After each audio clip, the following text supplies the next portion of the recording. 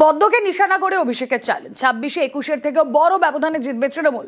পদ্ম শিবিরকে নিশানা করে চ্যালেঞ্জ অভিষেকের।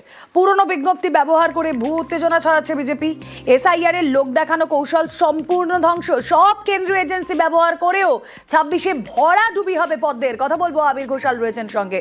আবির, দেখো, বারবারই তৃণমূলের তরফ থেকে বলা হয় যে নির্বাচন আসলেই কেন্দ্রীয় এজেন্সির ব্যবহার শুরু হয় এবং তাদের বক্তব্য যে এবারে কেন্দ্রীয় এজেন্সির ব্যবহারের সঙ্গে সঙ্গে নির্বাচন কমিশনকেও ব্যবহার করা হচ্ছে এবং সে কারণেই পুরনো কিছু নোটিফিকেশনকে সামনে নিয়ে এসে যে অবস্থার কথা তুলে ধরা হচ্ছে বা এমন ভাবে প্রচার করা হচ্ছে যাতে মানুষের মধ্যে বিভ্রান্তি তৈরি হয়। এবং এই প্রসঙ্গে সেই নোটিফিকেশনকে চ্যালেঞ্জ করেছেন কার্যত তিনি, এবং সেটা যে পুরনো নোটিফিকেশন সেই প্রসঙ্গের কথা তিনি এক্স হ্যান্ডেল পোস্টে উল্লেখ করেছেন। গত দুদিন ধরেই দেখতে পাওয়া যাচ্ছে যে বিজেপির বিভিন্ন নেতা একই সঙ্গে তৃণমূলকে চ্যালেঞ্জ ছুড়ে তারা বলছেন যে 2026-এ তাদের ফল বদল হবে এবং 2026-এ পরিবর্তন হবে। এবং এই প্রসঙ্গে চ্যালেঞ্জ করে তিনি উল্লেখ করেছেন যে 2021-এ যে ফল হয়েছিল তার থেকে ভালো ফল তৃণমূল কংগ্রেসের হবে, অনেক বেশি সংখ্যক ব্যবধান নিয়ে তৃণমূল কংগ্রেস জিতবে। একই সঙ্গে তিনি প্রশ্ন ছুড়েছেন যে তারা নির্বাচন কমিশনের কাছে গিয়ে যে 5টি প্রশ্নের জবাব চেয়েছেন, কমিশনের তরফ থেকে এখনো পর্যন্ত সেই সমস্ত প্রশ্নের জবাব দিয়ে উঠতে পারা যায়নি। আগে কমিশন সেই সমস্ত প্রশ্নের জবাব দিক এবং তিনি যে যা চ্যালেঞ্জ করেছেন সেই চ্যালেঞ্জ তারা যেন গ্রহণ করেন। ফলে 21 এবং 26-এর নির্বাচনী ফলের যে ফারাক যেটি হবে সেই প্রসঙ্গের কথাই উল্লেখ করে অভিষেক বন্দ্যোপাধ্যায় বিজেপিকে কটাক্ষ করে চ্যালেঞ্জ ছুড়ে দিয়েছেন। ওকে,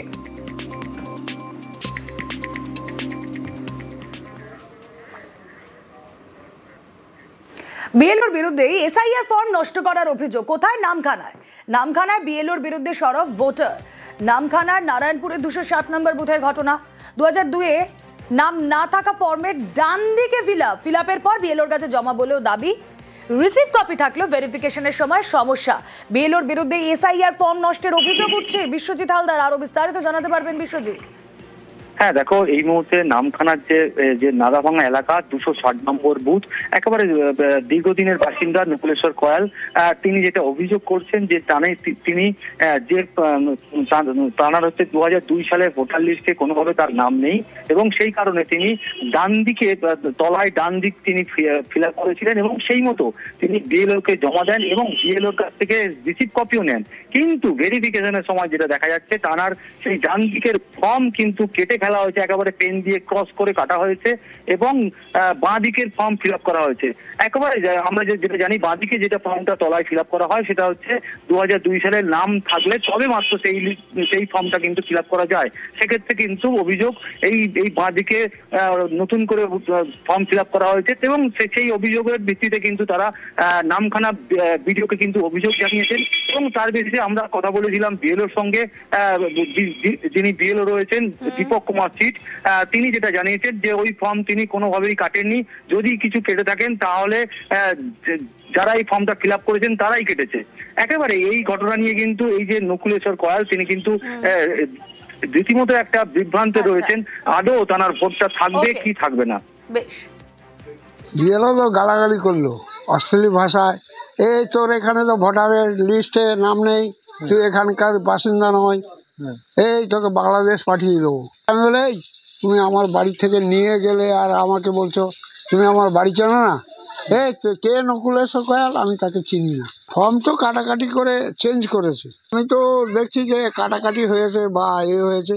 যা হোক, কোনো সংশোধন হবে, সংশোধন হলে যদি নাম লিস্টে উঠবে, না ওঠে তারপরে বিডিওর সঙ্গে কমপ্লেন করব। নাম উঠবে কি উঠবে না এখন দেখা যাক।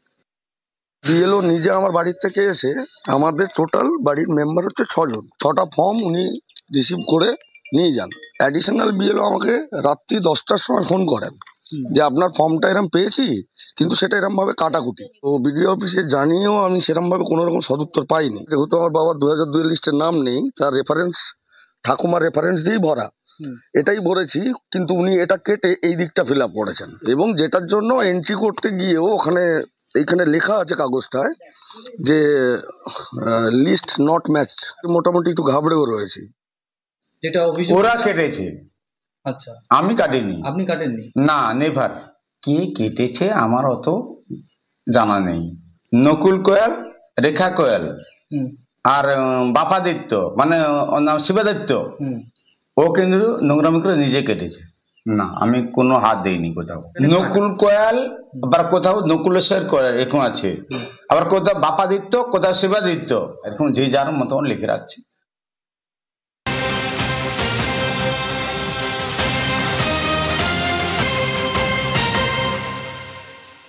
অন্যকে বাবা দেখে এসআইআর ফর্ম জমা, বাগদার হেলেন চায় 3 ভাইয়ের কীর্তি ফাঁস।